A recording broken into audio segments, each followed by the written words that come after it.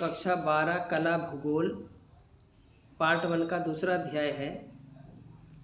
और इसमें जो आज हमको प्रश्न पढ़ना है वह है जनसंख्या के वितरण को प्रभावित करने वाले 3 भौगोलिक कारकों का उल्लेख कीजिए। प्यारे बच्चों, ये महत्वपूर्ण सवाल है और ये लघुत्तरीय जो हमारा प्रश्न है, जनसंख्या के वितरण को प्रभावित करने वाले 3 भौगोलिक कारकों का उल्लेख कीजिए। देखिए, पिछले वीडियो में मैंने आपको बताया था जनसंख्या के वितरण। जनसंख्या की वितरण का मतलब यह है कि संसार के विभिन्न भागों में जनसंख्या एक समान नहीं पाई जाती है। कुछ भाग ऐसे हैं जहाँ जनसंख्या बहुत ज़्यादा है और कुछ क्षेत्र ऐसे हैं जहाँ जनसंख्या बहुत कम पाई जाती है और कुछ क्षेत्र ऐसे हैं जहाँ जनसंख्या बहुत कम पाई जाती है। तो इस तरह से जनसंख्या सभी भागों में एक जैसी नहीं पाई जाती है।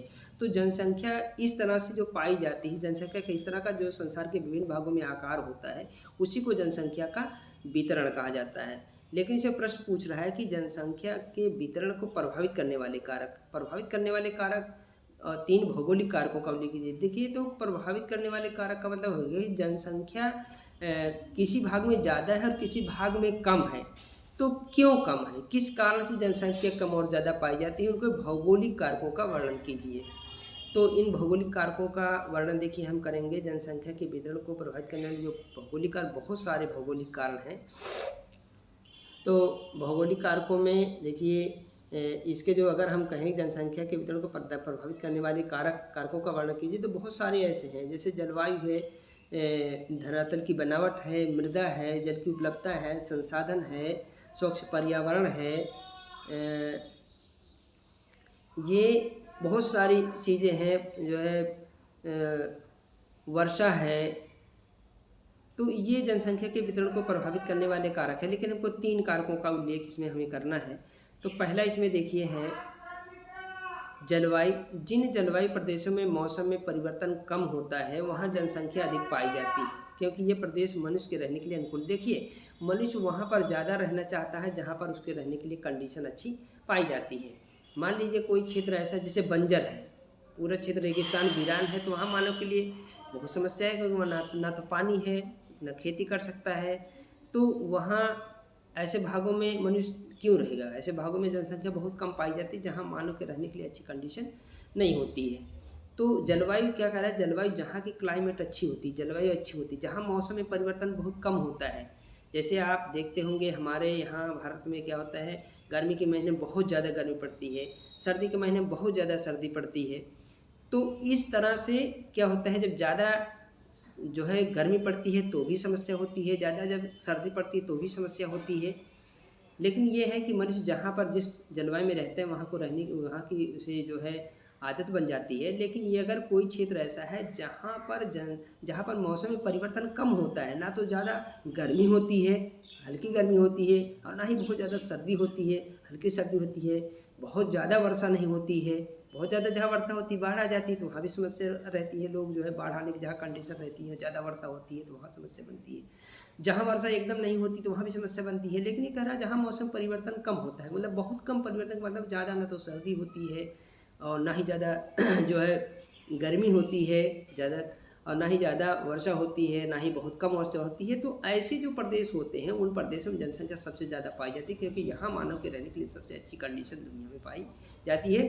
फॉर एग्जाम्पल, ऐसा जो कंडीशन वाला जो क्षेत्र है भूमध्य सागरीय प्रदेश है। तो ये देखिए जलवायु है जनसंख्या के वितरण को प्रभावित करने वाला जो है पहला कारक है। जहाँ जलवायु, आपको ध्यान में रखना है, जहाँ जलवायु बहुत अच्छी है मानव के लिए वहाँ जनसंख्या ज़्यादा रहेगी। जहाँ मानव के लिए जलवायु विषम है, कठोर है, अच्छी नहीं है, वहाँ जनसंख्या कम रहेगी। तो पहला फैक्टर। दूसरा, इसमें मृदाएँ यानी मिट्टी, यानी समतल भूमि, उपजाऊ मिट्टी, जहाँ उपजाऊ मिट्टी होती है वहाँ जनसंख्या ज़्यादा पाई जाती है, क्योंकि मानव की जो मूलभूत आवश्यकता है यानी भोजन जो होता है किससे मिलता है, वो खेती से मिलता है, कृषि से मिलता है। तो कृषि आदमी वहीं कर सकता है जहाँ उपजाऊ भूमि होती है, अच्छी मिट्टी होती है। तो जहाँ पर उपजाऊ भूमि होती है वहाँ पर भी जनसंख्या पाई जाती है, क्योंकि यहाँ पर जो है जो कृषि होती है उपजाऊ भूमि पे ही निर्भर करती है। तो ऐसे क्षेत्रों में जहाँ मृदा उपजाऊ भूमि पाई जाती है वहाँ भी जनसंख्या ज़्यादा पाई जाती है, और जहाँ उपजाऊ भूमि नहीं होती है, बंजर होती है, बीहड़ होती है, वीरान भूमि होती है, वहाँ जनसंख्या कम पाई जाती है। दूसरा फैक्टर है। और उसके बाद इसमें देखिए तीसरा जो फैक्टर हमारा है जल की उपलब्धता। जहाँ मानव को जो है जल आसानी से प्राप्त हो जाता है। जहाँ पर जल की उपलब्धता होती है तो वहाँ भी जनसंख्या आसानी से जो है जनसंख्या वहाँ पे जनसंख्या ज़्यादा बसती है, ज़्यादा रहती है। मान लीजिए कोई क्षेत्र ऐसा है जैसे मिस्र में जो है सहारा मरुस्थल है, तो वहाँ पानी की कमी है, वहाँ पानी नहीं है। राजस्थान में जो हमारा थार का मरुस्थल है, वहाँ पानी की कमी है मरुस्थल में। तो ऐसे भागों में पानी की उपलब्धता कम है, पानी क्योंकि पानी जीवन का आधार है।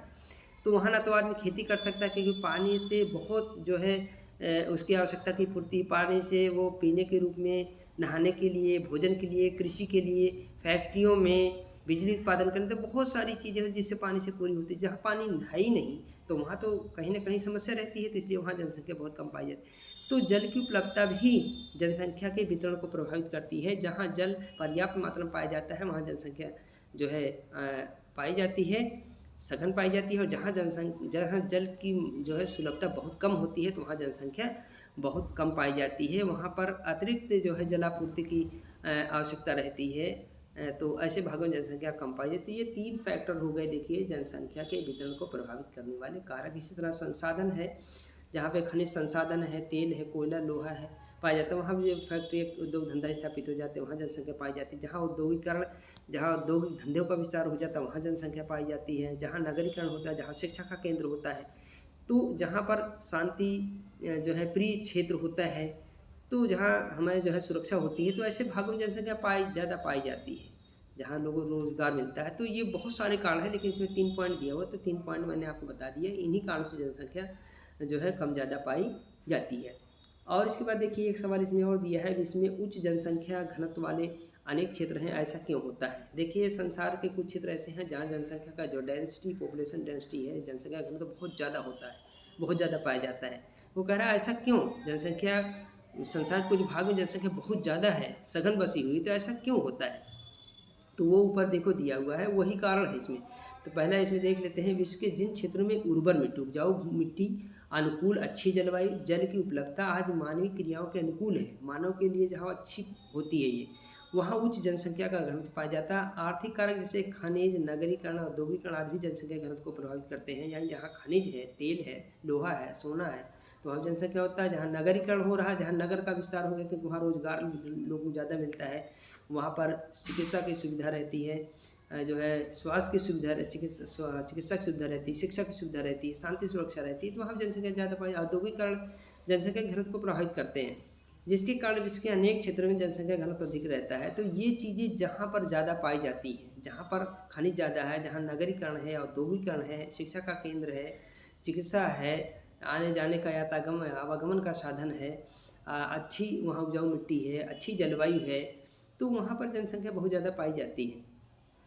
तो विश्व के अनेक क्षेत्रों में जनसंख्या घनत्व अधिक उच्च है तथा उच्च जनसंख्या वाले अनेक क्षेत्र हैं संसार में। देखिए संयुक्त राज्य अमेरिका का उत्तर पूर्वी भाग, यूरोप का उत्तर पश्चिमी और दक्षिण भाग तथा एशिया का पूर्वी भाग, ये दुनिया के ऐसे क्षेत्र हैं जहाँ पर मानव के जीवन के लिए बहुत सारी जो कंडीशन है वो जो है उत्तम दशा में पाई जाती है। तो इन कारणों से यहाँ दुनिया सबसे ज़्यादा जनसंख्या का बसाव पाया जाता है। 3 क्षेत्र दिया है, संयुक्त राज्य अमेरिका का उत्तर पूर्वी भाग, यूरोप का उत्तर पश्चिमी तथा दक्षिणी भाग तथा एशिया का पूर्वी भाग।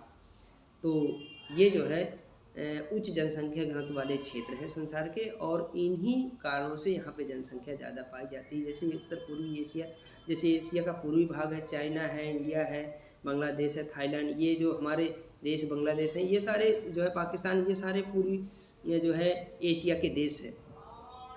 तो इस तरह से देखो जनसंख्या यहाँ ज़्यादा पाई जाती है, और उत्तरी पश्चिमी यूरोप में पाई जाती है, और जो है उत्तर पूर्वी संयुक्त राज्य अमेरिका में पाई जाती है। यहाँ जनसंख्या इन कारणों से पाई जाती है। तो आज का सवाल यहीं पर ख़त्म होता है।